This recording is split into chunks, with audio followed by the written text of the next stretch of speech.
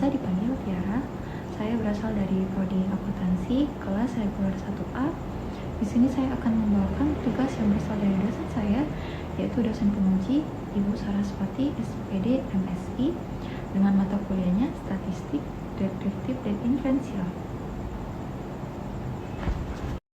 Apa macam-macam metode penerimaan sampel dan kapan digunakan? Metode sampling probability, sampling acak, probability sampling, semua anggota populasi memiliki peluang yang sama untuk terpilih sebagai sampel. Metode ini digunakan bila ingin hasil yang representatif, mewakili populasi, dan untuk penelitian kuantitatif. Jenis-jenisnya: 1. Simple random sampling, sampel acak sederhana. Setiap individu memiliki kesempatan yang sama untuk dipilih. Digunakan saat populasi relatif homogen, seragam, dan memiliki daftar anggota populasi lengkap. 2. Systematic sampling, sampel sistematis. Pemilihan dilakukan secara berkala berdasarkan urutan, misalnya setiap anggota kelima dari daftar. Digunakan saat data populasi tersusun secara berurutan, misalnya daftar karyawan. 3. Stratified sampling, sampel bertingkat, strata. Populasi dibagi menjadi beberapa kelompok, strata, berdasarkan karakter tertentu, misal, jenis kelamin, umur, wilayah, lalu diambil sampel dari tiap strata. Digunakan saat populasi heterogen, beragam, dan ingin memastikan setiap kelompok terwakili. 4. Cluster sampling, sampel cluster. Populasi dibagi menjadi kelompok-kelompok, cluster, lalu dipilih beberapa cluster secara acak untuk diteliti seluruhnya. Digunakan saat populasi tersebar luas secara geografis dan sulit mendata semua individu. Metode non-probability sampling, non-acak, tidak semua anggota populasi memiliki peluang yang sama untuk dipilih. Metode ini lebih cepat dan murah, tetapi hasilnya kurang representatif. Biasanya digunakan untuk penelitian kualitatif atau eksploratif. Jenis-jenisnya: 1. Convenience sampling, sampel kemudahan. Memilih sampel berdasarkan siapa yang mudah dijangkau. Digunakan saat waktu terbatas, data awal, atau penelitian eksploratif. 2. Purposive sampling, sampel bertujuan. Peneliti menentukan siapa yang dipilih berdasarkan tujuan atau kriteria tertentu. Digunakan saat butuh responden dengan karakteristik spesifik. 3. Kuota sampling. Populasi dibagi menjadi kelompok, lalu peneliti mengambil sampel dengan jumlah tertentu, kuota, dari tiap kelompok, tanpa acak.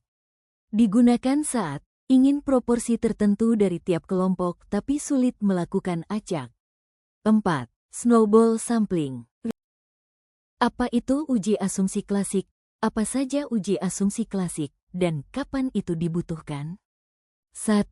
Pengertian uji asumsi klasik. Uji asumsi klasik adalah serangkaian pengujian statistik yang dilakukan sebelum melakukan analisis regresi linier, terutama regresi linier berganda.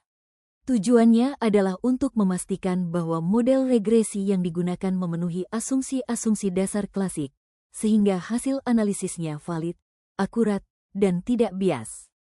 Dengan kata lain, uji asumsi klasik digunakan untuk mengecek kualitas model regresi, agar hubungan antar variabel bisa dipercaya.